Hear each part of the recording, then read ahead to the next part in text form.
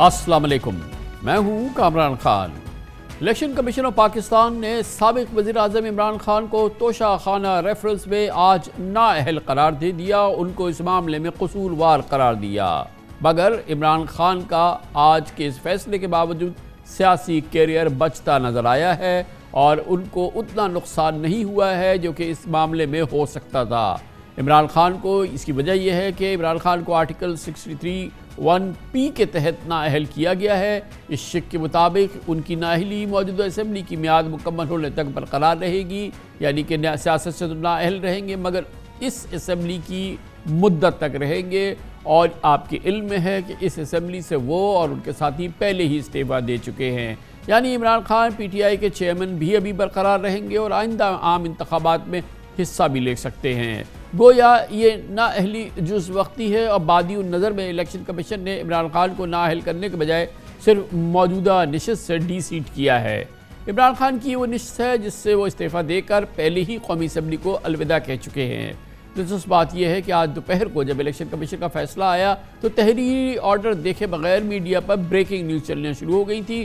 Head lines کے شور میں اصلی خبر گم ہو گئی۔ کسی نے عمران خان کی نااہلی کو تاحیات قرار دیا، کسی نے عمران خان کو 5 سال کے لیے نااہل قرار دیا، کسی نے پارٹی سربراہی سے نااہل قرار دیا تو کسی نے ہمیشہ کے لیے الیکشن لڑنے سے نااہل قرار دیا۔ حیرت کی بات یہ ہے کہ مقامی میڈیا کی دیکھا دیکھی بی بی سی اور سی این این جیسے نامی گرامی انٹرنیشنل میڈیا نے بھی عمران خان کی نااہلی کو بڑا چڑھا کر پیش کیا۔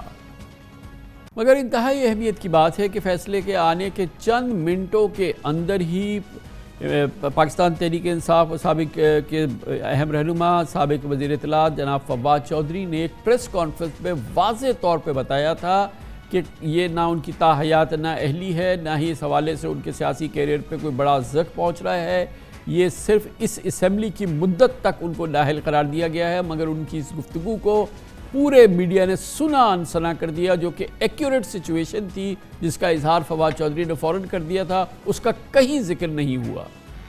ایک چیز میں آپ کو کلیریفائی کر دوں کہ جو ڈسکوالیفیکیشن ہوئی ہے وہ ایک الیکشن کی اس کی ہوئی ہے، موجودہ سیٹ کی، اس کے علاوہ یعنی کوئی ساری جو الیکشن ہوا ہے باقی ساری سیٹوں کے اوپر نااہلی کا اطلاق نہیں ہوتا، نہ ہی پالیٹکس کے اوپر اور پولیٹیکل پارٹی کی چیئرمین شپ وغیرہ کے اوپر اس کا اطلاق ہوتا ہے۔ تو یہ چیز بھی آپ کے ذہن میں ہونی چاہیے کہ کئی جو چینل ہیں جو بیچارے اوور ایکسائٹیڈ ہی ہوئے ہیں، وہ یہ ہیڈ لائنیں چلا رہے ہیں کہ عمران خان نااہل ہو گئے، تو اس کا مطلب یہ نہیں ہے کہ وہ کوئی سیاست سے نااہل ہو گئے ہیں یا اس کو انہوں نے عمران خان کو انہوں نے کوئی وہ نواز شریف والی ڈسکوالیفیکیشن نہیں ہے، یہ ڈسکوالیفیکیشن صرف ڈی سیٹ ہوئے ہیں جو ایک سیٹ کے اوپر یہ ہے، یہ بھی غلط ہے، یہ بھی غلط ہے، اس کو ہم بھرپور چیلنج کریں گے اور یہ بڑا انکانسٹیٹیوشنل فیصلہ ہے، اس کو ہم بھرپور طریقے سے چیلنج کریں گے۔ تاہم تحریری فیصلہ آنے کے بعد یہ عقدہ کھلا کہ دراصل الیکشن کمیشن نے خان صاحب کو موجودہ قومی اسمبلی کی میعاد مکمل ہونے تک ان کی 2018 کی نشست سے نااہل کیا ہے۔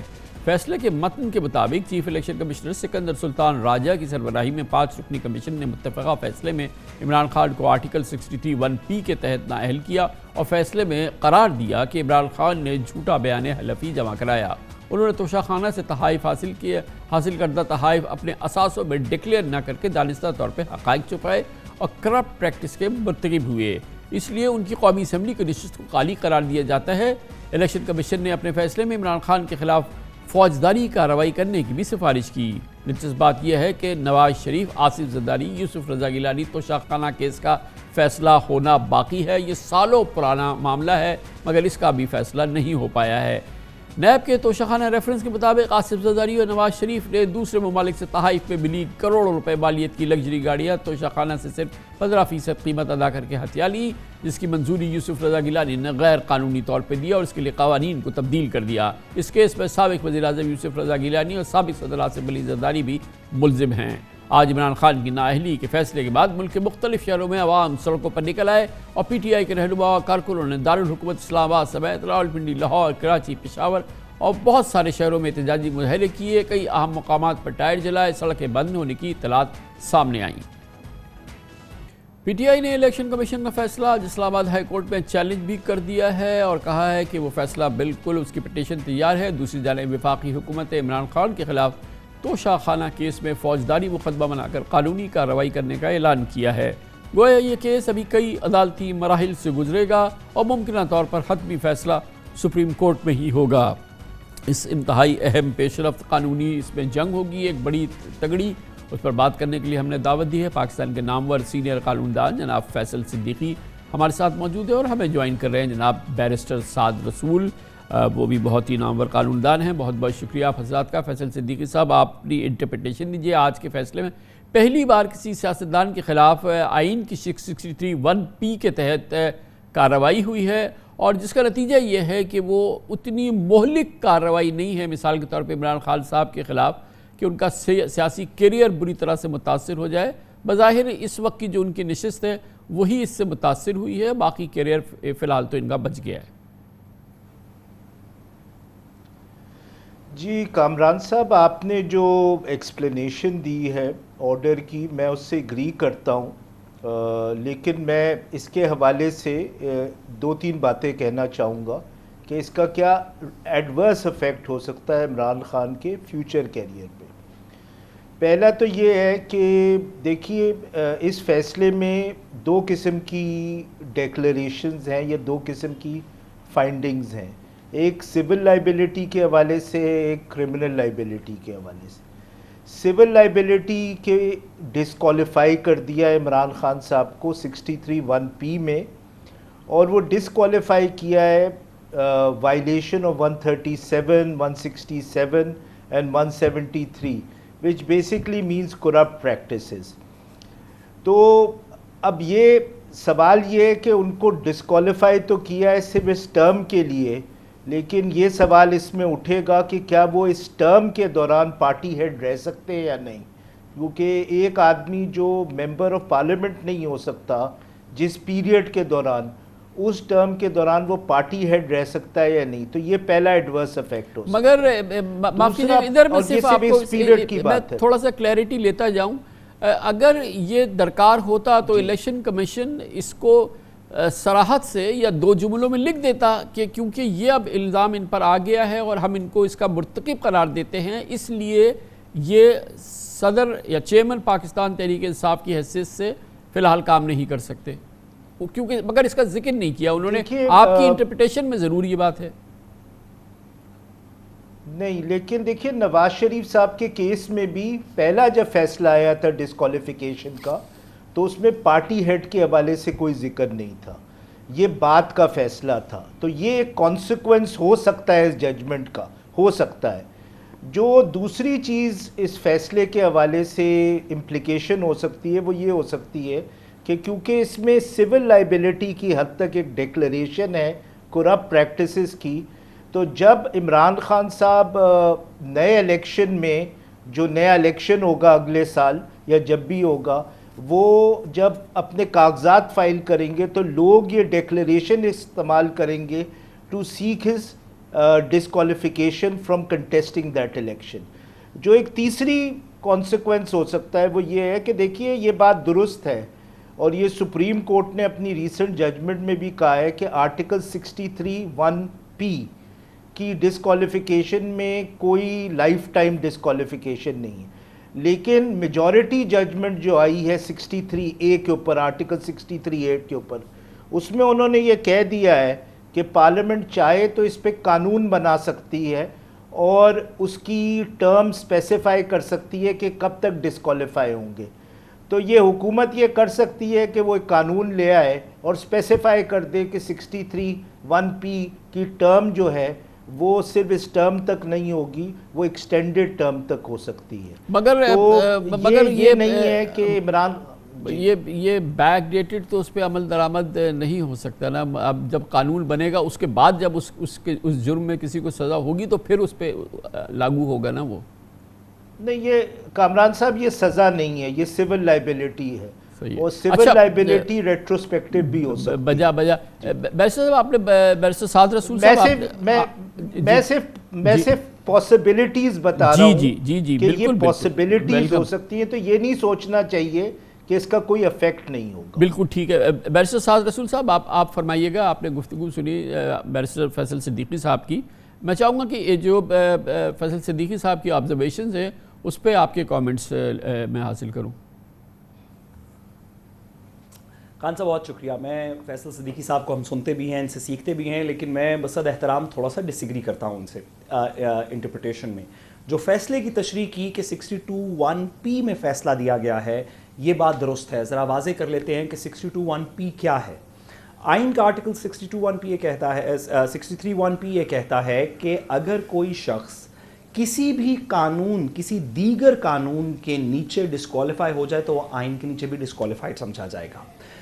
اور یہاں پہ عمران خان صاحب کی جو الیکشن کمیشن کا توشہ خانہ کا میٹر ہے, اس کے مطابق الیکشن کمیشن کا یہ کہنا ہے کہ الیکشن ایکٹ 2017 کی جن شکوں کا بھی حوالہ فیصل صدیقی صاحب نے دیا, ان کے نیچے عمران خان ڈسکوالیفائی ہو گئے ہیں.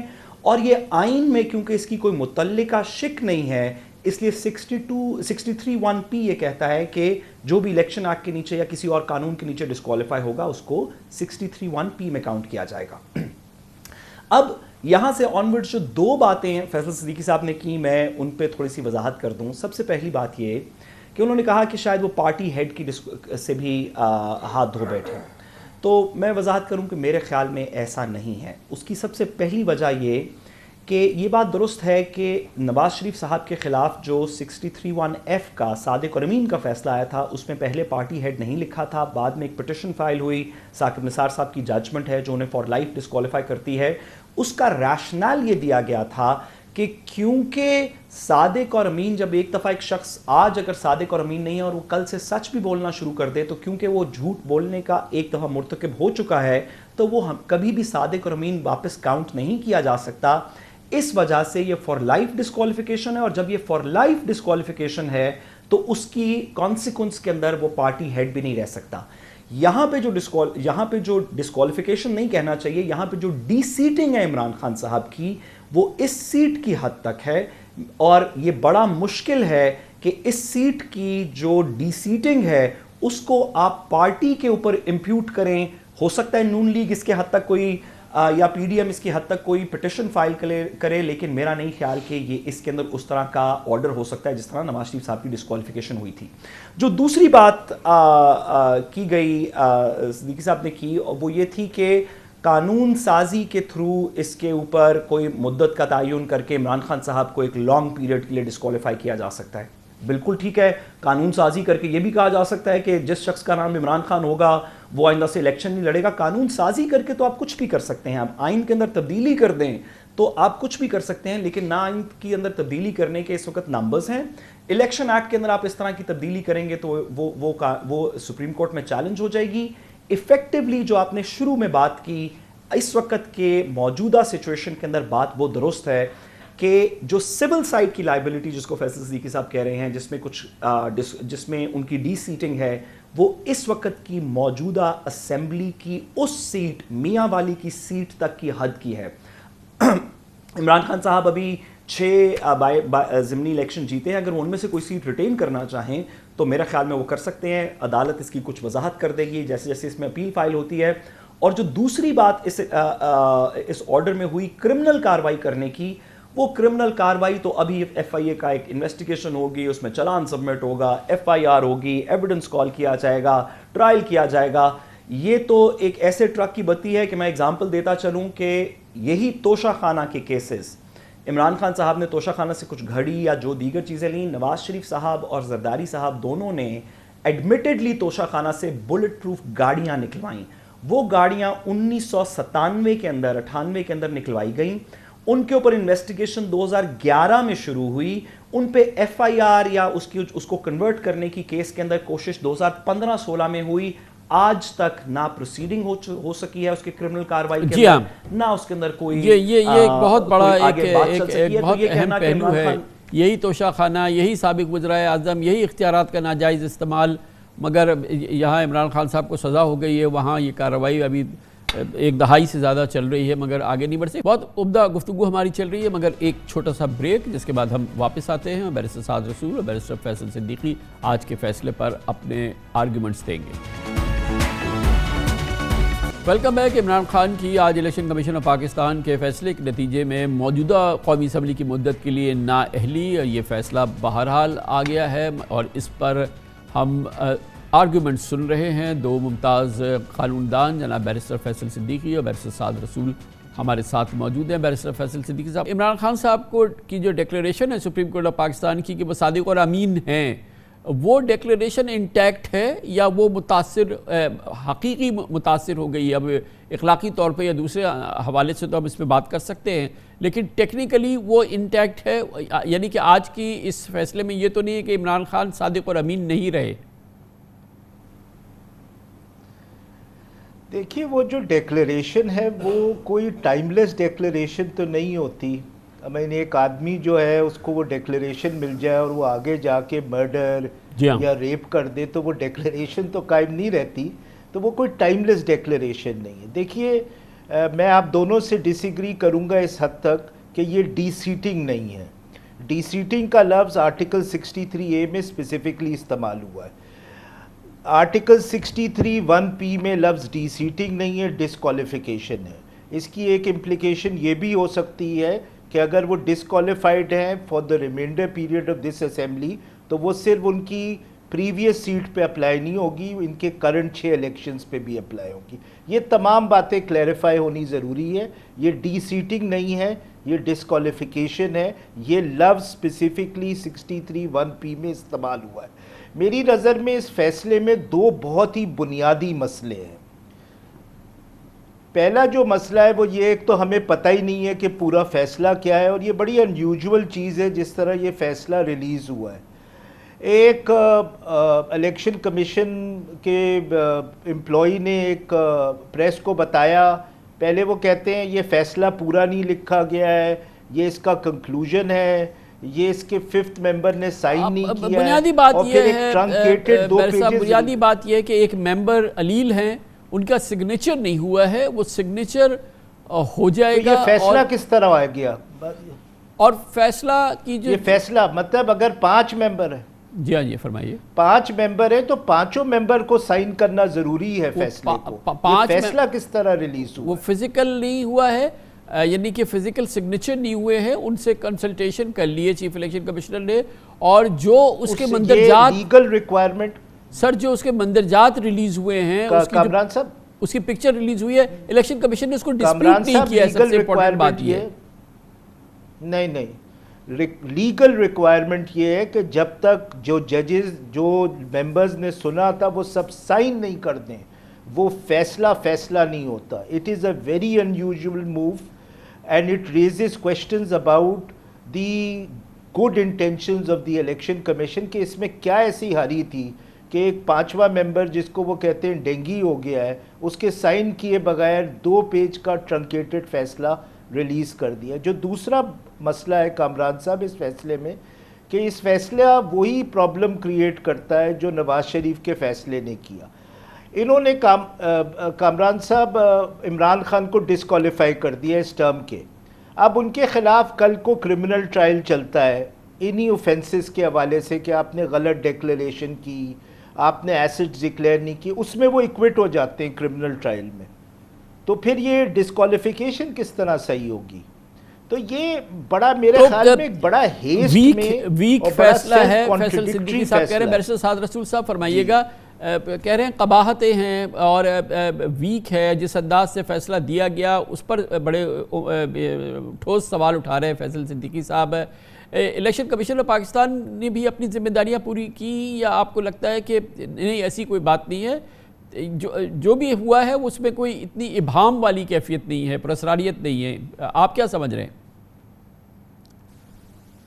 دیکھیں میں فیصل صدیقی صاحب سے ایگری کرتا ہوں ان دونوں باتوں پہ. انہوں نے 2 باتیں کی اور ان دونوں کو تھوڑی وضاحت کے ساتھ بیان کرنا ضروری ہے. سب سے پہلی بات یہ کہ انہوں نے کہا کہ یہ ڈسکوالیفیکیشن ہے 63(1)P میں، ڈی سیٹنگ نہیں ہے. ان کی بات قانونی طور پہ بالکل درست ہے. میں نے صرف سننے والوں کے لیے یہ کہا کہ اس کا ایفیکٹ میرے خیال میں ڈی سیٹنگ کی حد تک رہے گا. جس طرح ہم کامن عام زبان میں ڈسکوالیفیکیشن کو ہماری سیاسی زبان میں بات کرتے ہیں کہ ایک شخص ڈسکوالیفائی ہو چکا ہے، وہ آئندہ الیکشن نہیں لڑ سکے گا، یہ جو میرے خیال میں یہ ڈی سیٹنگ اس صرف ٹرم کے لیے ہے، جس وجہ سے میں نے اس کو ڈی سیٹنگ کا لفظ استعمال کیا. لیکن ٹیکنیکلی وہ درست فرما رہے ہیں، یہ آرٹیکل 63(1)P میں ڈسکوالیفیکیشن کا لفظ ہے اور وہی استعمال کرنا چاہیے. جو دوسری بات فیصل صاحب نے کی وہ بڑی ضروری ہے کہ اگر ایک شخص نے بھی سائن نہیں کیا تو اس فیصلے میں بہت بہت شکریہ بیرسٹر فیصل صدیقی صاحب. بیرسٹر سعد رسول ہمارے ساتھ تھے. بہت عمدہ موضوع ہے, اس پر بحث اور گفتگو اور آرگومنٹس آتے رہیں گے. خبر سے بریک اس دوران نیوز ہیڈ لائنز دیکھیں. ہمارا یہ خصوصی نشریہ ہے آج کی اس انتہائی اہم پیش رفت کے حوالے سے, جو پروگرام ہمارا جاری رہے گا اس چھوٹے سے وقفے کے بعد. آپ دیکھ رہے ہیں خبروں, تبصروں اور تجزیات پر مبنی پاکستان کا سب سے معتبر نیوز شو دنیا, کامران خان کے ساتھ. ہمارا خصوصی پروگرام جاری ہے. آج کی اس بہت اہم خبر, الیکشن کمیشن آف پاکستان نے توشہ خانہ ریفرنس میں عمران خان کو قصوروار قرار دیا اور نااہل قرار دے دیا. عمران خان کو آرٹیکل 63(1)(p) کے تحت نااہل کیا گیا. اس کے مطابق عمران خان کی نااہلی موجودہ اسمبلی کی مدت مکمل ہونے تک رہے گی. یعنی عمران خان کی پارٹی چیئرمین شپ کو کوئی خطرہ نہیں اور آئندہ عام انتخابات میں وہ حصہ لے سکتے ہیں. گویا یہ نااہلی جز وقتی ہے اور بادی النظر میں الیکشن کمیشن نے عمران خان کو نااہل کرنے کے بجائے صرف موجودہ نشست سے ڈی سیٹ کیا ہے. عمران خان کی وہ نشست ہے جس سے استعفیٰ دے کر وہ پہلے ہی قومی اسمبلی کو الوداع کہہ چکے ہیں. اس اہم موضوع پہ بات کرنے کے لیے اب ہمیں جوائن کر رہے ہیں پاکستان تحریک انصاف کے سینئر نائب صدر جناب فواد چودھری. بہت بہت شکریہ فواد چودھری صاحب. یہ فرمائیے گا کہ بہرحال عمران خان صاحب آج الیکشن کمیشن آف پاکستان کے اس فیصلے کے تحت بدعنوانی کے مرتکب ہوئے ہیں اور ان کے خلاف فوجداری کارروائی کی سفارش کی ہے الیکشن کمیشن نے, اور ان کو موجودہ جو اس وقت کی جو اسمبلی میں ان کی پوزیشن ہے اس میں ان کو ڈسکوالیفائی کر دیا ہے. گو کہ یہ ان کے کیریئر کے حوالے سے کوئی ایک آگے کے فیوچر کے حوالے سے کوئی اس میں بہت بڑے مضمرات نہیں ہے, لیکن بہرحال ان پر یہ ایک بہت بڑا دھبا لگا ہے آج الیکشن کمیشن کے اس فیصلے کے نتیجے میں. دیکھیں, دھبا تو میں نہیں سمجھتا کہ ایک ایسے ادارے کی طرف سے جس کی اپنی کوئی اخلاقی حیثیت نہیں ہے. آپ تو یہی بات کر رہے ہیں نا کہ جو پریکٹیکل تو اتنا نہیں ہے, اخلاقی ہوا ہے. تو ایک ادارہ جس کی اپنی کوئی اخلاقی حیثیت نہیں ہے, جس کے جو چیئرمین ہیں, چیف الیکشن کمشنر ہیں, انہوں نے ان کے لیے کرسی نیچے آئی ہے, وہ اوپر نہیں گئے. اور بدقسمتی سے جو رویہ رہا ہے چیف الیکشن کمشنر کا, ممبران کا, اور راجہ ریاض کے اپوائنٹڈ ممبران کو اگر آپ یہ کہیں کہ ان سے کوئی بلاٹ لگا ہے تو یہ درست نہیں ہوگا. اور ایک ایسا معاشرہ جہاں پہ ابھی تو مجھے یہ بھی جو ہے تھوڑا خوشی ہے کہ کم از کم انہوں نے یہ نہیں کیا کہ جو شاہ رخ جتوئی کے کیس جس میں انہوں نے اس کو رہا کیا ہے وہ بھی عمران خان پہ ڈال دیتے اور کہتے کہ نہیں چونکہ وہ رہا ہو گئے ہیں تو یہ ادھر بھی جو ہے کیس ان پہ ڈال دیتے ہیں. جو اوورآل پاکستان کی اس وقت جو فیصلوں میں جہاں شہباز شریف ایک بالکل بلیک اینڈ وائٹ کیس میں جو ہے وہ بغیر فرد جرم عائد کیے رہا ہو رہے ہیں, جہاں Maryam Nawaz Sharif even field department کی اوپن شٹ کیس میں اس طرح سے بری ہو رہی ہیں, وہاں پر عمران خان کو سزا تو بنتی تھی.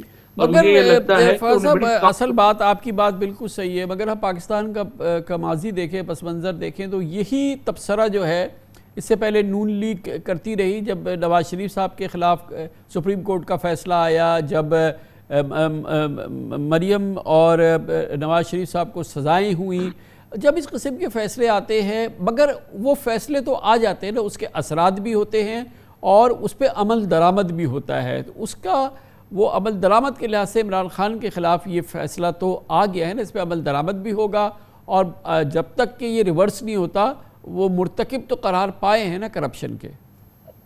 دیکھیے, پہلی بات تو یہ ہے کہ عمل درآمد تو ذوالفقار علی بھٹو کی پھانسی پر بھی ہو گیا ہے, لیکن اس فیصلے کی کتنی اخلاقی حیثیت ہے وہ ہمارے سامنے ہے. جہاں تک عمران خان کے فیصلے کا تعلق ہے, اس کی کوئی اخلاقی حیثیت نہیں ہے. نواز شریف کے کیس سے اس کو کمپیریزن کیا ہی نہیں جا سکتا, کیونکہ نواز شریف تو ایک بالکل کلیئر کٹ کرپشن کے مقدمے میں ملوث تھے. عمران خان کے اوپر تو مضحکہ خیز الزامات لگائے گئے, اور اس کے بعد آج آپ نے دیکھا عوام نے بغیر کسی کال کے باہر نکل کر جو پورے ملک میں احتجاج کیا. اس سے پہلے جو انتخابات میں کامیابیاں دیں وہ پاکستان کے عوام کے اعتماد کا اظہار ہے عمران خان کے اوپر. یہ بتائیے گا کہ یہ مضحکہ خیز کیسے الزام ہوا؟ ان کو تحائف ملے, دنیا کے بڑے بڑے بادشاہوں نے پاکستان کے وزیر اعظم کو تحفہ دیا. یہ ذاتی تحفہ ہوتا ہے, آپ نے اس کو بیچ دیا, پھر آپ نے اس رقم سے اس کی ادائیگی کی جو کہ لاگو تھی, اور پھر آپ نے اس کو ڈکلیئر نہیں کیا. تو یہ الزام, اگر یہ الزام ہے تو یہ مزے کا خیز تو نہیں ہے نا, یہ تو ایک لمحہ فکریہ ہے. عمران خان جس طرح کا امیج وہ اپنی بات کرتے رہے ہیں اور جس طرح سے وہ دوسروں پہ تنقید کرتے رہے ہیں, اس میں یہ فٹ تو نہیں آتا. یہ معاملہ جو ہے, یہ مطلب یہ الزام مزے کا خیز تو نہیں ہے. میرے نزدیک تو سیریس الزام ہے. نہیں, بالکل بھی نہیں ہے. دیکھیے ایسا ہے نہیں نا جس طرح سے آپ نے بیان کیا. توشہ خانہ کا جو قانون ہے وہ 75 سال سے پاکستان میں ہے. پہلے یہ تھا کہ 1/3 پرائس دے کے آپ جو تحفہ آپ کو ملا ہے آپ خرید سکتے ہیں. ہم نے آ کے اس کی قیمت 50% کر دی. اس کی بولی, اس کا جو ہے ایک طریقہ کار ہے جس کے تحت کیبنٹ ڈویژن تحفے کی قیمت بناتی ہے, اور اس کے بعد 50% پیسے دے کے آپ لے سکتے ہیں. یہی کچھ عمران خان نے کیا, اور جو کل کیس ہے اس کی مالیت کو 2 کروڑ 70 لاکھ کے قریب ہے. ایک ایسی جگہ جہاں پر شہباز شریف جو ہے وہ تقریباً 16 ارب کے مقدموں میں آپ نے چھوڑ دیے. آپ نے تمام تر توجہ جو ہے اس کیس کے اوپر لگائی. ایک بھی ایسی چیز نہیں ہے عمران خان کی جو انہوں نے ڈکلیئر نہیں کی. آپ کو یاد ہوگا اس سے پہلے عمران خان نے, جب وہ کبھی پبلک آفس ہولڈر بھی نہیں تھے, اس کے باوجود سپریم کورٹ میں اپنی 40 سالہ زندگی کا ایک پیسہ ثابت کیا. اس کیس میں بھی جو قانون ہے پاکستان کا اس پہ مکمل عمل درآمد کیا گیا ہے. ایک چیز بھی عمران خان نے ایسی نہیں کی جو قانون سے متصادم ہو, اور یہی چیز آج صبح. مگر اپنے ڈیکلریشن میں جو الیکشن کمیشن کو جاتا ہے اس کو ڈکلیئر کیوں نہیں کیا؟ سزا تو ان کو اس پہ ہو رہی ہے کہ انہوں نے ڈکلیئر نہیں کیا, اس پہ نہیں ہو رہی جو تمام تفصیل آپ نے دی ہے. نہیں, یہ درست نہیں ہے. ایک ایک چیز جو ہے وہ ڈکلیئر کی گئی ہے, اور اگر کوئی ایسی چیز ہے جس کو جو کہ آپ کے پوزیشن میں نہیں ہے اور آپ بیچ چکے ہیں اور اس کے پیسے ڈکلیئر ہیں, تو وہ پیسے ڈکلیئرڈ ہیں. کیونکہ جو آپ اپنا جب انکم ٹیکس کا, اپنا آمدنی کا اور خرچ اخراج کا جو آپ ایسٹ بناتے ہیں, نوٹ بناتے ہیں, وہ اس میں ریفلیکٹ ہوتی ہے. اور دوسری کامران صاحب میں آپ کو بتاؤں, تھوڑی کامن سینس کی صرف بات ہے, یہ جو توشہ خانہ کا معاملہ ہے یہ تو ریکارڈ کے بغیر ہو ہی نہیں سکتا, کیونکہ یہ تو ہے ہی ہر چیز ریکارڈڈ.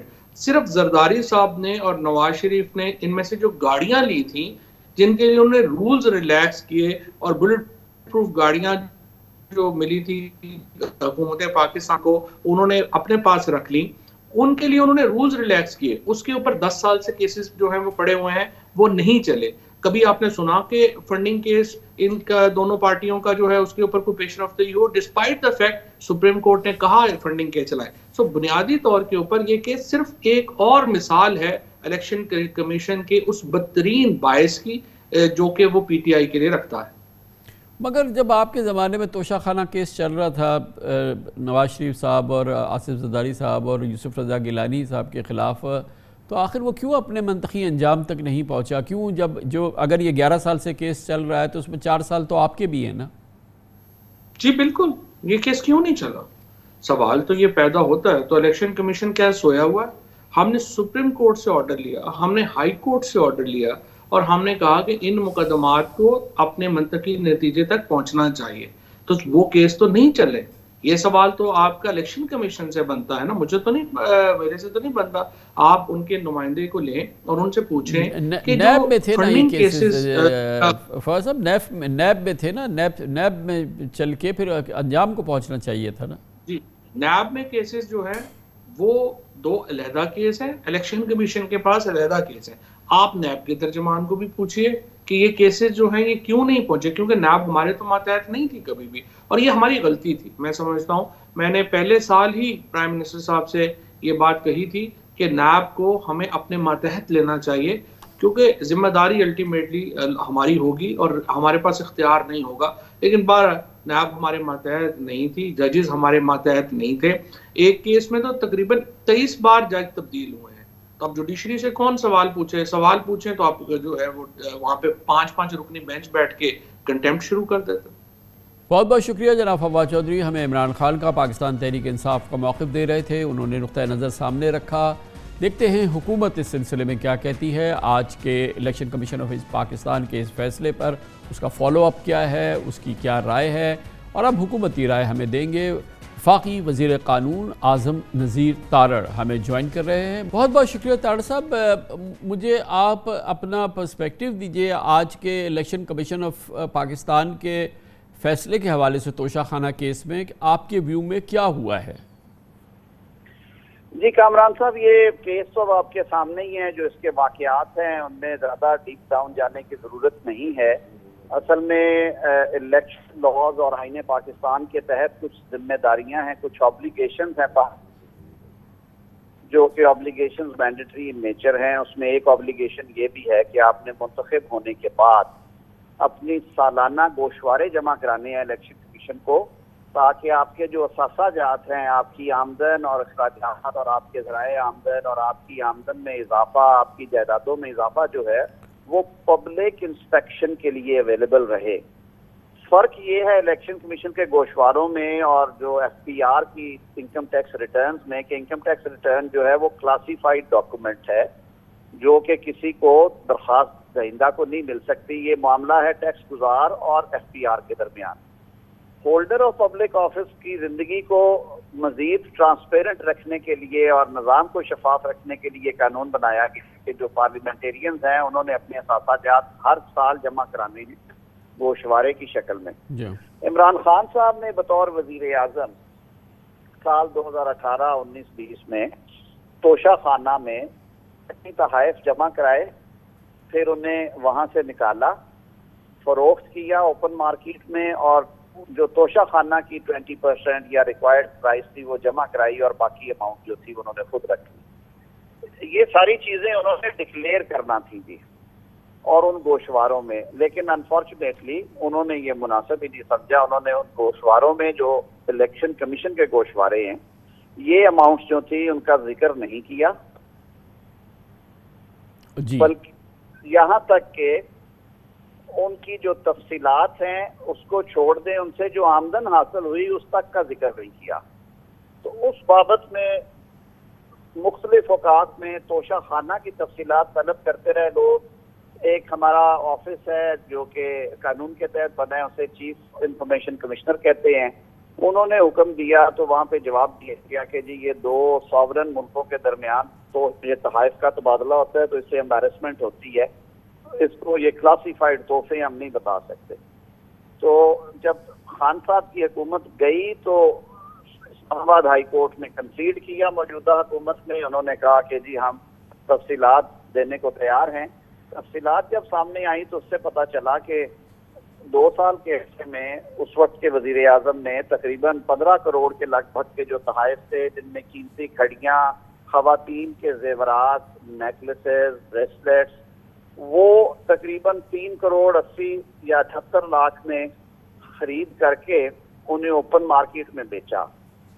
تو یہ ایک تو ویسے غیر اخلاقی سا لگتا ہے کہ آپ کو جب سربراہان مملکت عزت افزائی, مگر طارڑ صاحب یہ میں نے بالکل اطمینان سے آپ کی گفتگو سن لی, مگر بظاہر یہ لگتا ہے کہ الیکشن کمیشن آف پاکستان نے اس پورے معاملے کو ایک کوئی بہت گھناؤنا فیل نہیں سمجھا ہے یا بہت ہی سنگین معاملہ نہیں سمجھا ہے.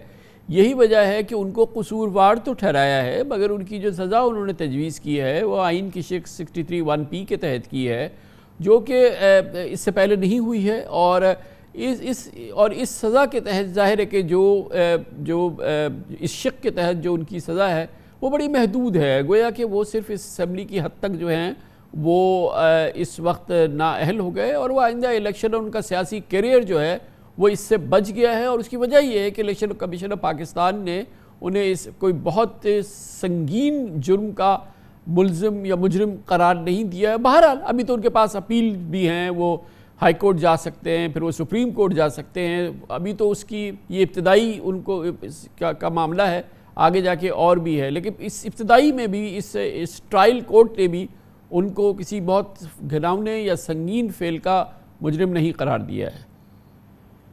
کامران صاحب اپنی کیونکہ ساری ججمنٹ جو ہے اس کے پورے ہمارے سامنے حقائق نہیں آئے، ڈیٹیل ججمنٹ نہیں شیئر کی گئی الیکشن کمیشن کی طرف سے، کیونکہ کوئی ایک ممبر کے جو دستخط ہیں وہ رہتے تھے. لیکن ایک بات طے شدہ ہے، اگر آپ اس کو الیکشن ایکٹ کے ساتھ ملا کے پڑھے تو 167 اور 173 جو دو شکوں کا ذکر کیا گیا ہے وہ بڑی سنگین شکیں ہیں. وہ کرپٹ پریکٹسز کے گلٹ کے بارے میں کہتی ہیں، اور ان میں سزا بھی ہے جس کے لیے انہوں نے تجویز کیا ہے کہ وہ استغاثہ الگ سے فوجداری کارروائی کا بھیجا جائے، جو کہ سیشن جج اسلام آباد اس کی سماعت کریں گے اور وہ 6 ماہ میں ڈسائیڈ ہونا ہوتا ہے. اس کے علاوہ اسی قانون کے سیکشن 232 کے تحت الیکشن کمیشن کو یہ اختیار ہے کہ وہ ڈسکوالیفائی کرے، اور ڈسکوالیفائی کی جو اپر لمٹ ہے وہ 5 ایئرس ہے.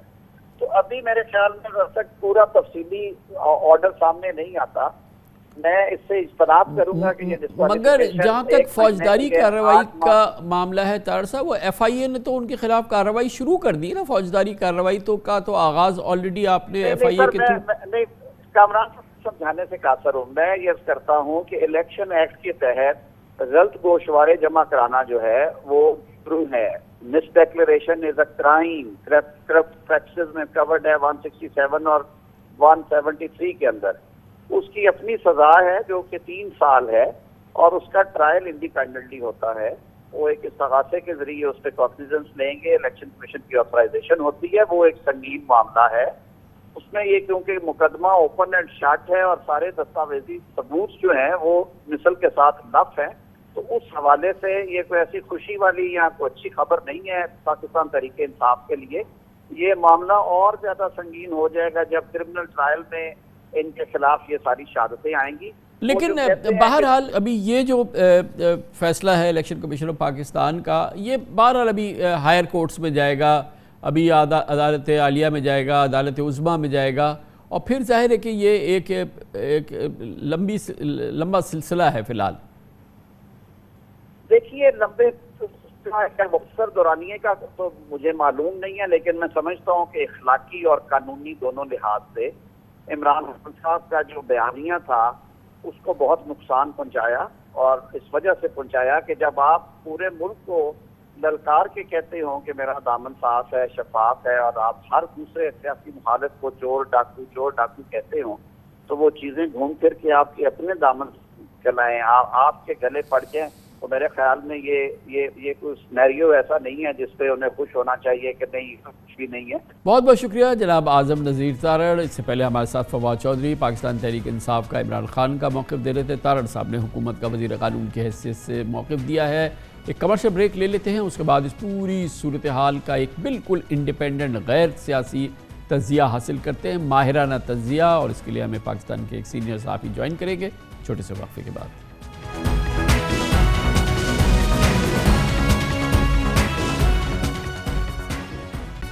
آج کی اس بہت اہم پیش رفت پہ وقفے سے قبل آپ نے حکومت کا، حکمراں اتحاد کا موقف وزیر قانون اعظم نذیر تارڑ سے سنا. اس سے پہلے آپ نے پی ٹی آئی کا موقف بھی سن لیا تھا فواد چودھری صاحب سے.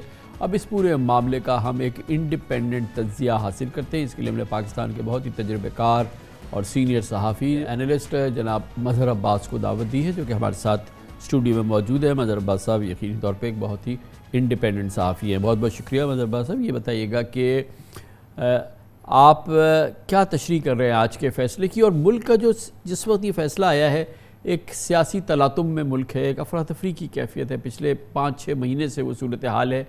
اس پوری صورتحال پہ اس کے کیا اثرات ہوں گے، پازیٹیو، نیگیٹیو، یا کیا کس طریقے سے یہ امپیکٹ کرے گی جو کرنٹ ہماری سیاسی کیفیت ہے؟ دیکھیے کامران، میرے خیال میں مزید افراتفری بڑھے گی. ایسا نہیں ہو سکتا کہ ایک پاپولر لیڈر، ایون اس کے جو مخالفین ہیں عمران خان کے، وہ اس چیز کو تو اکنالج کرتے ہیں کہ از اے پاپولر لیڈر. اب ایک پاپولر لیڈر کو اگر آپ نااہل کر دیں گے، اس طرح کا فیصلہ دیں گے، اور پھر بعد میں فرض کریں آپ نے کرمنل کیس بھی ان کے خلاف چلایا، اور ایکسٹریم پہ چلے جائیں، آپ ان کو سزا دے دیں، فرض کریں آپ نے سزا بھی دے دی، تو کیا وہ سیاست سے آؤٹ ہو جائیں گے؟ میرا خیال ہے وہ سیاست میں اور زیادہ لیتھل ہو جائیں گے. یہ سبق ہم نہیں سیکھتے. ہم نے بارہا اپنے وزرائے اعظم کو کبھی 58(2)B کے تحت نکال دیا، کبھی پھانسی چڑھا دی، کبھی مار دیا. اس کے نتائج دیکھیے. الیکشن بیسکلی پولیٹیکل لیڈر کی سب سے بڑی ڈیفیٹ ہوتی ہے الیکشن ڈیفیٹ، اور سب سے بڑی وکٹری ہوتی ہے الیکشن وکٹری. اگر ان 2 محاذ پہ آپ کسی کو شکست نہیں دے سکتے، تو اس کا مطلب یہ ہے کہ آپ کسی بھی طریقے سے اور طریقہ کار اڈاپٹ کریں گے تو لوگ نہیں مانتے. یہ تو آپ نے بالکل اصولی صحیح بات کی ہے، مگر یہ بتائیے کہ اس کا امپیکٹ آج کے فیصلے کا لمیٹڈ ہے، یہ اس طرح کا لیتھل امپیکٹ نہیں ہے. عمران خان اگلا الیکشن لڑ سکتے ہیں، اور ابھی بہرحال یہ ابتدائی فیصلہ ہے، وہ ہائی کورٹ جائیں گے، پھر سپریم کورٹ جائیں گے، یہ تمام معاملات ہیں، مراحل کہیں باقی ہیں. اس پس منظر میں دیکھیں تو یہ اتنا خطرناک اور لیتھل فیصلہ نہیں ہے. مثال کے طور پہ اس پہ لکھا ہوتا کہ تا حیات سیاست سے نااہل قرار دیے جاتے ہیں، پارٹی کی صدارت نہیں کر سکتے. یہ دونوں معاملات جو ہیں وہ جو کہ بہت سنگین ہوتے ہیں، صادق اور امین نہیں ہیں، وہ بھی نہیں مطلب کہا جا سکتا ہے اس معاملے میں. تو اس طرح سے دیکھیں تو میسو ڈیمیج تو نہیں ہوا ہے. دیکھیں کامران، اس میں کوشش کیا مطلب، جو اگر ہم ان کے مخالفین پی ڈی ایم کو دیکھیں تو پی ڈی ایم پر عمران خان مسلسل جو الزام لگاتے رہے ہیں، چور ہے، ڈاکو ہے، اس طرح کے، تو وہ اب کاؤنٹر یہ لگا سکتے ہیں. لیکن at the end of the day اگر فرض کریں اسلام آباد ہائی کورٹ الیکشن کمیشن کے اس فیصلے کو اڑا دیتی ہے یا سپریم کورٹ اڑا دیتی ہے تو عمران خان اور طاقتور ہو جائیں گے، اور زیادہ فورسفلی آئیں گے. تو میرا خیال ہے پی ڈی ایم کی جو میں مسلسل اسٹریٹجی دیکھ رہا ہوں اس میں ان کو ناکامی ہو رہی ہے. یہ ظاہر ہے، اس سے یہ تو نہیں کہہ سکتے کہ براہ راست پی ڈی ایم کا تعلق ہے، لیکن ظاہر ہے پی ڈی ایم ہی گئی تھی، مسلم لیگ نون کے محسن راجہ صاحب گئے تھے الیکشن میں. لیکن آپ دیکھیں کہ انہوں نے جب 8-9 سیٹوں کو ایکسیپٹ کیا، ان کے ریزگنیشن ایکسیپٹ کی، اس کا نتیجہ کیا نکلا؟ ان کو سیاسی فائدہ ہوا، نقصان ہوا. عمران خان 6 جگہ سے جیت کر آ گئے. اب آپ اسے کہتے رہیں کہ جی 6 جگہ سے لڑنے کی کیا ضرورت تھی. لیکن آپ کی اسٹریٹجی کیا ہوئی ہے؟ ان کی اسٹریٹجی، مجھے پی ڈی ایم کی اسٹریٹجی مسلسل ناکام ہوتی نظر آ رہی ہے. اسے چیلنج نہیں کر پا رہے. عمران خان کو جہاں ڈیفیکلٹی ہو رہی ہے، جہاں مجھے لگتا ہے کہ ان کو مشکلات کا سامنا ہے، وہ یہ کہ انہوں نے بہت زیادہ محاذ کھول لیے ہیں. اب ان محاذوں پہ وہ اب الیکشن کمیشن کے خلاف ان کا محاذ، اسٹیبلشمنٹ کے خلاف ان کا محاذ، اپنے مخالفین کے خلاف ان کا محاذ، اتنے سارے محاذ سے ایک طریقے سے لڑنے میں انہیں جو ڈیفیکلٹی پیش آ رہی ہے. کیونکہ پھر تو یہی ہوتا ہے کہ جب آپ سب کے خلاف ہوتے ہیں تو آپ کے سارے مخالفین ایک جگہ ہو جاتے ہیں، یکجا ہو جاتے ہیں. تو میرا خیال ہے، تو آپ جو آپ کی گفتگو سے میں نتیجہ یہ کر رہا ہوں کہ اگر اس کے ہم پروز اور کونز دیکھیں آج کے فیصلے کے، تو یہ منفی اثرات اس میں پی ڈی ایم کے لیے زیادہ ہیں اور پی ٹی آئی کے لیے اور عمران خان کے لیے کم ہیں. دیکھیں کامران، اگر فرض کریں سپریم کورٹ بھی عمران خان کو اس فیصلے کو جو ہے وہ ریٹین کر لیتا ہے، اس کو درست مانتے، تب تو عمران خان ڈیمیج ہوں گے، اور میرا خیال ہے بہت بری طرح ڈیمیج. لیکن اگر اسلام آباد ہائی کورٹ یا سپریم کورٹ سے یہ فیصلہ اڑ جاتا ہے تو پی ڈی ایم تو پھر کہاں کھڑی ہوگی؟ پی ڈی ایم آپ میکسیمم یہی کہہ سکتے ہیں نا، آپ سپریم کورٹ پر تنقید کرنا شروع کریں گے. پولیٹیکلی عمران خان جو ہے وہ آج اتنا ڈیمیج نہیں ہوئے. اگر آپ اس کو نواز شریف کے تو کوئی میچ نہیں ہے، کیونکہ نواز شریف کو حالانکہ تاحیات ہوئے تھے، اور حالانکہ میرے نقطہ نظر سے سپریم کورٹ کو اس فیصلے کو پہلے، اس کیس کو پہلے ٹرائل کورٹ میں بھیجا گیا تھا. لیکن آپ بیلنس نہیں کر سکتے. یہ بیلنسنگ ایکٹ نہیں نظر آتا مجھے. اگر کچھ لوگوں کا خیال ہے کہ یہ بیلنسنگ ایکٹ ہے، یہ بیلنسنگ ایکٹ نہیں ہے، کیونکہ عمران خان تو اس اسمبلی میں ویسے ہی نہیں ہے. اس اسمبلی سے ویسے ہی ریزائن کر دیں جس سیٹ پہ وہ ڈی سیٹ ہوئے ہیں. بٹ آل ان آل سب سے بڑی بات یہ ہے کہ ان کی مقبولیت پہ اس کے کوئی اثرات نہیں پڑ سکتے. منفی مثبت پھر بھی پڑ سکتے ہیں کہ جی کے پیچھے لگے ہوئے ہیں، گرانا چاہتے ہیں. کامران، پولیٹیکلی عمران خان اور پی ٹی آئی پہلے دن سے چارجڈ ہے نا، جب سے وہ نکالے گئے. صحیح ہے. تو اس کا ان کے خلاف جو بھی چیز آ رہی ہے اس کو انہیں پولیٹیکل لاس نہیں ہو رہا، وہ پولیٹیکلی گین کر رہے ہیں. پی ڈی ایم کی اسٹریٹجی میں مجھے فلا یہ نظر آتا ہے کہ وہ جو بھی عمران خان کے خلاف کرنے کی کوشش کرتے ہیں وہ کاؤنٹر پروڈکٹیو وہ ہو رہی ہے. اب وہ اگر شروع میں، اب پی ایم ایل این کے میں 2 ویو ہیں نا، کہ ایک ویو ہے یہ کہ فوراً ہمیں الیکشن پہ چلا جانا چاہیے تھا، ایک نہیں ہے. تو ہمیں پی ڈی ایم میں ایک ڈویژن نظر آتی ہے، ہمیں پی ایم ایل این میں ایک ڈویژن نظر آتی ہے جو مارچ سے پہلے نہیں تھی. جو مارچ سے پہلے پی ڈی ایم بہت اسٹرانگ تھی. مجھے اپریل کے بعد پی ڈی ایم بہت کمزور نظر آتی ہے. وہ آج مارچ میں الیکشن کرائیں یا اکتوبر میں الیکشن کرائیں، چاہے وہ Pakistan F A T F کی گرے لسٹ سے نکل آئے یا کچھ نظر آئے، پولیٹیکل انسرٹینٹی بڑھ رہی ہے. سیاسی تصادم کی طرف ہم بڑھ رہے ہیں. اس سے عمران خان کو کم نقصان ہو رہا ہے، پی ڈی ایم کو زیادہ نقصان ہو رہا ہے. اب اگر عمران خان اس الیکشن کمیشن کے فیصلے کے بعد جو ہے اسلام آباد ہائی کورٹ سے یا سپریم کورٹ سے بیل آؤٹ ہو جاتے ہیں تو مجھے نہیں لگتا کہ پی ڈی ایم اس کے بعد پی ڈی ایم کے پاس کوئی اور راستہ ہوگا. اب وہ کرمنل کیس بنا لیں یہ ان کو کیونکہ انہیں سبق سیکھنا چاہیے کہ یہ خود اس کے وکٹم رہے ہیں ان چیزوں کے. ہماری اب بدقسمتی یہ رہی ہے کہ پولیٹیکل پارٹیز خود جب اپوزیشن میں ہوتی ہیں تو جن قوانین کا وکٹم بنتی ہیں انہی قوانین کو وہ اپنے مخالفین کے خلاف لاگو کرتی ہیں. الیکشن کمیشن توشہ خانہ کیس ہو, فورن فنڈنگ کیس ہو, اس کو جس انداز میں, چاہے اس میں عمران خان کے خلاف بہت سے شواہد موجود ہوں, لیکن ایک پولیٹیکل پرسیپشن جب بنتا ہے تو وہ یہی بنتا ہے. لیکن دیکھیں نا, اس سے کوئی فرق نہیں پڑتا کہ کیس کی میرٹ کیا ہے, الزامات کی میرٹ کیا ہے. اگر آپ میرٹ پہ اور صرف سنیں تو یہ جو آڈیو لیکس آئی ہیں ان کی اہلیہ کی بھی آ گئی, ان کی بھی آ گئی, ان کی تمام گفتگو کی آ گئی, اور اگر اس کی گفتگو کی میرٹ پہ دیکھیں تو ہو سکتا تھا کہ شاید اس پہ کوئی, مگر ان کی تو مقبولیت اس پہ بڑی, اس کے بعد تو وہ 2/3 اکثریت سے جیت رہے ہیں. کامران آپ یہ دیکھیں نا کہ اگر آپ پی ڈی ایم خود اس چیز کو اینالائز کرے کہ وہ اپریل سے پہلے کہاں تھے اور اپریل کے بعد کہاں ہیں, پی ڈی ایم خود اس چیز کو اینالائز کرے کہ کیا یہ جتنے الزامات عمران خان کے خلاف آئے ہیں, چاہے ان میں بہت سے وزن بھی ہو, کیا عمران خان ڈیمیج ہوئے ہیں اس سے؟ کیا Imran Khan even neutral voter کے نزدیک ڈیمیج ہوئے ہیں؟ نہیں ہو رہے ڈیمیج. عمران خان صرف اس صورت میں ڈیمیج ہو سکتے ہیں کہ عمران خان الیکشن ہار جائیں, عمران خان کو الیکشن میں سیٹ بیک ہو, عمران خان کراچی میں ہار جائیں, عمران خان. اور یہ تو عوام میں عوام کا ایک حلقہ, ایک سیکٹر جو ہے وہ یہ بھی سمجھتا ہے کہ آپ اس کو ووٹ سے نہیں ہرا پاتے, آپ اس کو الیکشن سے نہیں ہرا پا رہے, تو آپ ان طریقوں سے اس کو ہرانے کی کوشش کر رہے ہیں, اس کو میدان سے ہٹانے کی کوشش کر رہے ہیں. اگر آپ دیکھیں کہ 6 مہینے میں اس کی بیسک ڈیمانڈ کیا رہی کہ فریش الیکشن کرا دیں. فریش الیکشن کسی بھی دنیا کے کسی بھی پولیٹیکل پارٹی کی ڈیمانڈ, اس میں غلط کیا تھا, اس میں غلط بات کیا تھی؟ اور خود نواز شریف جو اکارڈنگ ٹو مسلم لیگ نون, نواز شریف بھی یہی چاہتے تھے.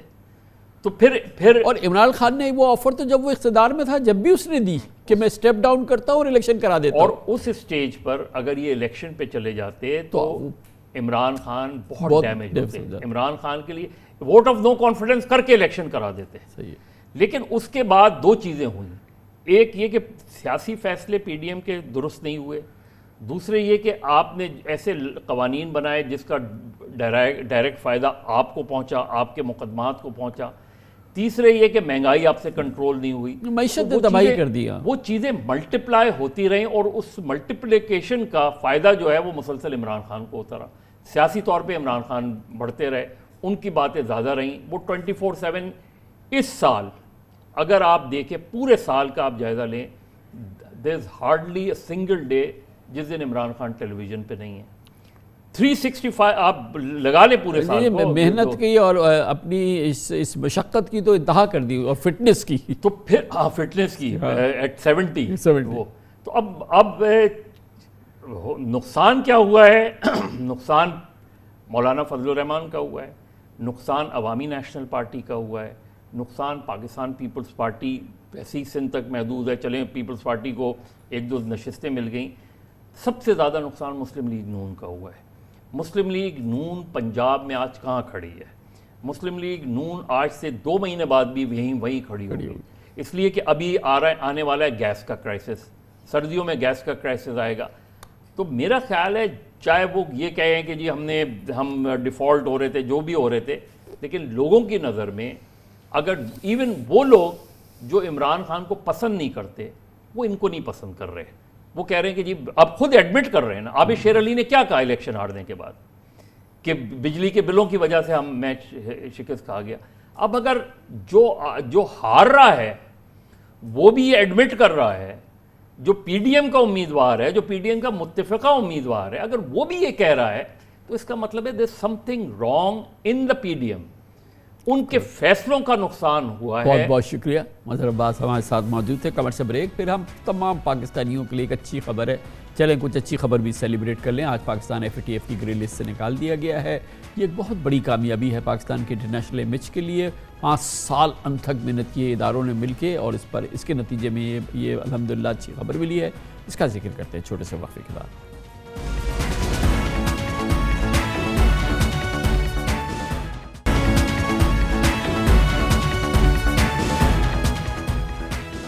Welcome back. पाकिस्तानियों के लिए एक उम्दा ख़बर है और पाकिस्तान के बैन अल-अक़वामी इमेज के लिए बहुत ही उम्दा ख़बर है, और वो इस तरह से कि बिल आखिर FATF ने आज पाकिस्तान को उसकी ग्रे लिस्ट से ख़ारिज कर दिया।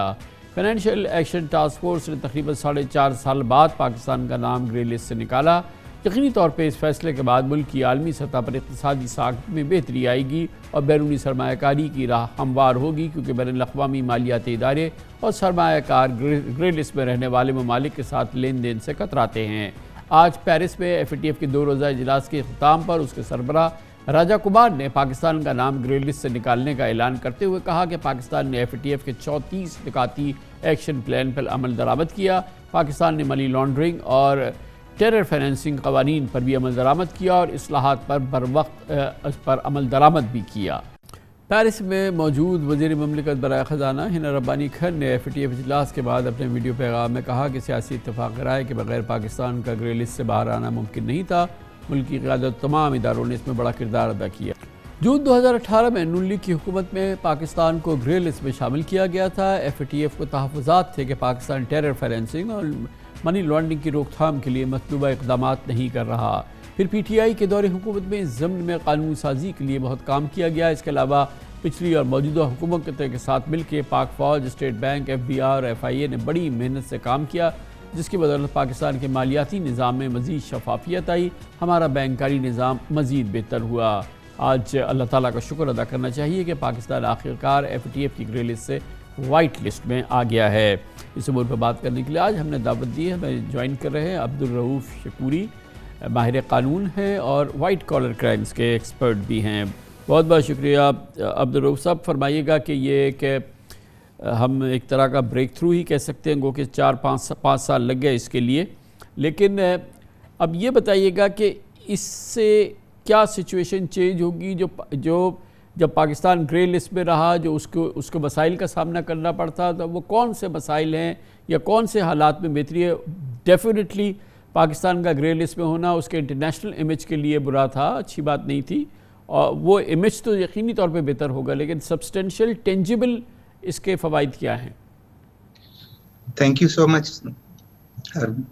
जैसे आपने कहा, तो सबसे पहले तो मुबारक कि हम after 6 years 2 years initial warning 2016 में जो हमें मिली कि आप अपने जो है मामलात को ठीक करें, और फिर उसके बाद 4 साल से कुछ ज़्यादा अरसा लगा हमें FATF की ग्रे लिस्ट में FATF और एशिया पैसिफिक के साथ काम करने में, और फिर जाके अब हम अल्लाह का शुक्र है कि हम ग्रे लिस्ट से निकले।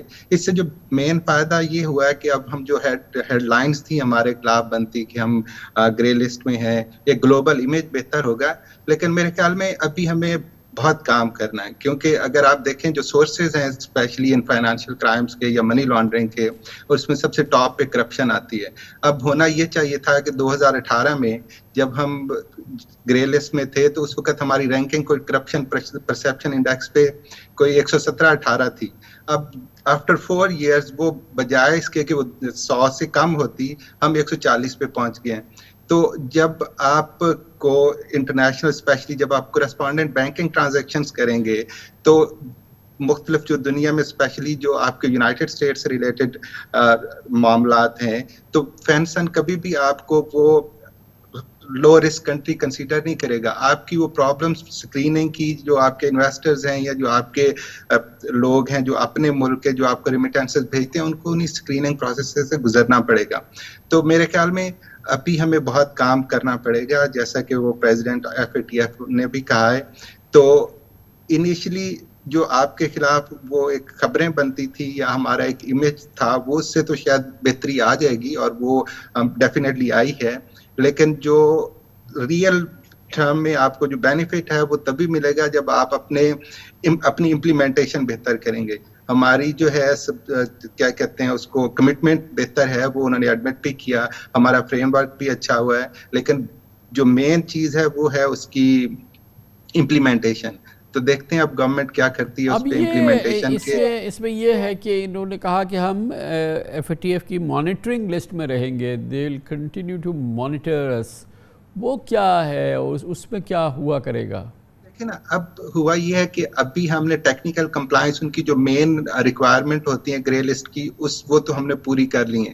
लेकिन अगर आप टेक्निकल कंप्लायंस के नंबर्स को देखें तो अभी भी 29 के करीब मेरे ख्याल में हमारी जो रिकमेंडेशंस हैं वो लार्जली कंप्लायंट हैं, तो वो फुली कंप्लायंट नहीं है हम उनके। उसके अलावा फिर आप देखें 2 ऐसी हैं जो अभी पार्शली कंप्लायंट हैं, तो उन पे भी अभी काम होने वाला है। अभी इफेक्टिवनेस की रेटिंग अभी आएगी तो देखना है कि हमारी जो इफेक्टिवनेस है, उनकी जो 11 इमीडिएट आउटकम्स हैं, उनमें हम कितनी हमारी लो हैं, मीडियम है या हाई हैं या सब्सटेंशियल हैं, वो सारी चीज़ें देखने के बाद इट मीन्स कि देयर आर समथिंग जिसको वो अभी भी मॉनिटर करना चाह रहे हैं। तो लेकिन अब फ्यूचर में हमें ये करना चाहिए कि मोस्टली हम कंप्लाई कर चुके हैं और हमें चाहिए कि हमें FATF के साथ काम करना है।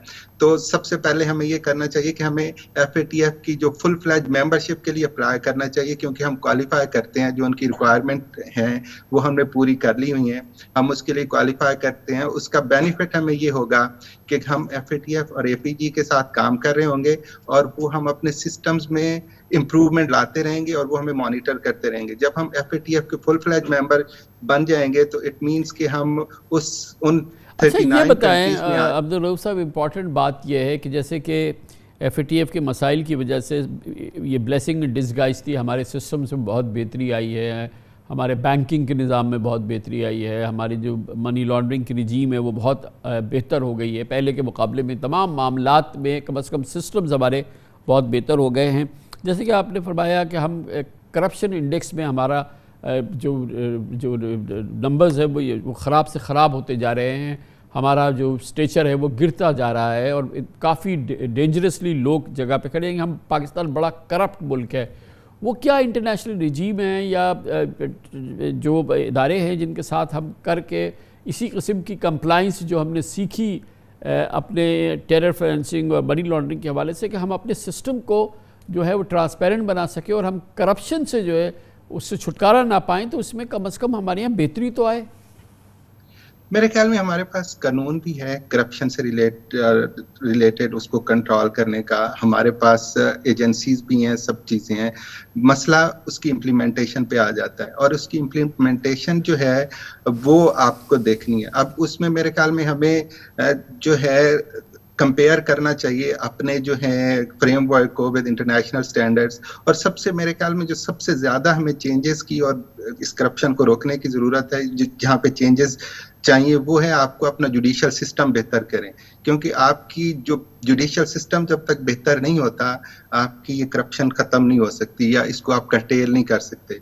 दूसरी चीज़ जो हमें है वो देखनी है वो है आपके कंट्रोल्स। आप अपनी चीज़ों में ट्रांसपेरेंसी ले आएँ। अब जब तक आप ट्रांसपेरेंसी नहीं ले आएंगे, लोगों को पकड़ के जेलों में बंद करने से आप करप्शन खत्म नहीं कर सकते। आप एक साइड पे जो सिलेक्टिव जो अकाउंटेबिलिटी है वो कंसेप्ट ऐसा है कि उससे आप एक साइड पे शायद आप किसी को अरेस्ट करके तो उसको जेल में डाल के शायद आप थोड़ा उनको साइड पे ले जा सकते हैं, लेकिन दूसरी साइड पे आप एक रूम खुला छोड़ रहे हैं जिससे आपकी करप्शन कम नहीं होगी। तो आप अपने कंट्रोल्स बेहतर करें जिसमें जो सारों पे एप्लीकेबल हों, जुडिशल सिस्टम को बेहतर करें जिसका असर ये होगा कि अगर एजेंसीज इन्वेस्टिगेट कर रही हैं आपकी करप्शन को तो वो फेयर जो है लॉ को अप्लाई करेंगी और किसी के खिलाफ ऐसे इकदाम नहीं उठाएंगे जिससे प्रॉब्लम हो। तो मेरे ख्याल में कंट्रोल्स बेहतर करें, जुडिशल सिस्टम बेहतर करें तो चीज़ें ऑटोमेटिकली ठीक हो जाएंगी। बहुत बहुत शुक्रिया अब्दुल रऊफ शकूरी हमारे साथ मौजूद थे। इसके साथ ही हमारे आज के प्रोग्राम का इख्तिताम होता है। सैटरडे संडे की हफ्तावार तातील रहती है। पीर को आपसे फिर मुलाकात होगी इंशाअल्लाह। पीर तक के लिए कामरान खान को इजाज़त। अल्लाह हाफ़िज़।